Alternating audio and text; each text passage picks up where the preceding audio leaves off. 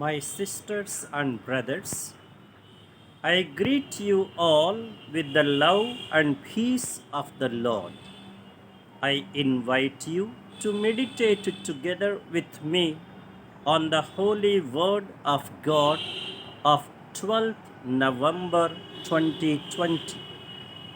The focus of our reflection: the kingdom of God is not a matter of glow and show, but it consists of simple details. The real kingdom is where God and His Spirit reigns. A famous thinker has rightly said that this world is a big stage and all are actors trying to outbeat one another. Show and display, pomp and splendor are the order of the day.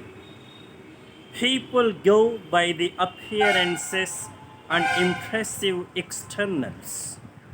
That is why we see often mega events and huge organizations to demonstrate one's greatness and power.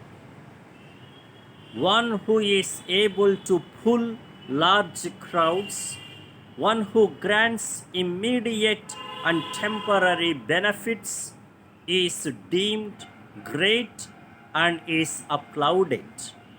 Sadly, the same tendency of excess importance to mere externals and quick impressions and results has crept into the spiritual realm as well.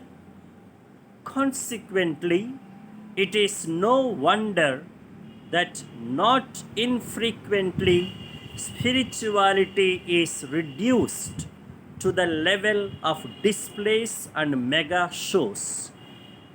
There are many false prophets who present the kingdom in terms of the material and social and wrongly strip it of its essential content of the spiritual and interior.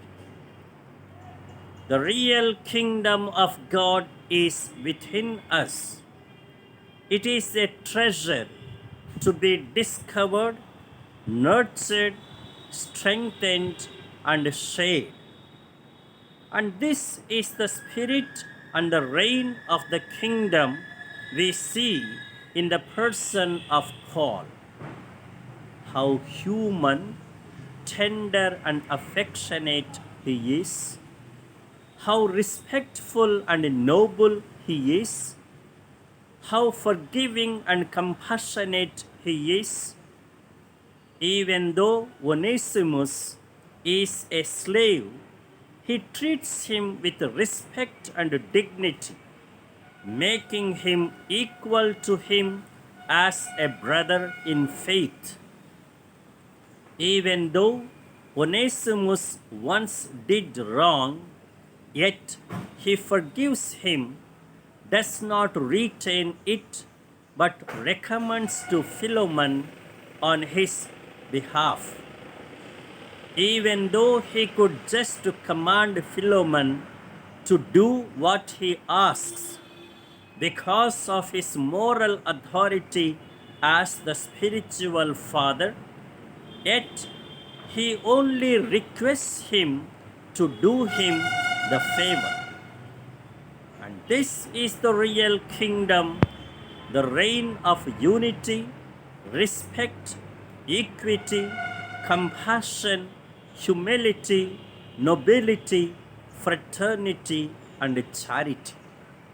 We must strive for the spread of such kingdom, which is a power within and a life concrete. And now the direction and the directive for our life. False are those prophets who reduce the whole kingdom of God to mere places and times and to instant material subsidies and profits.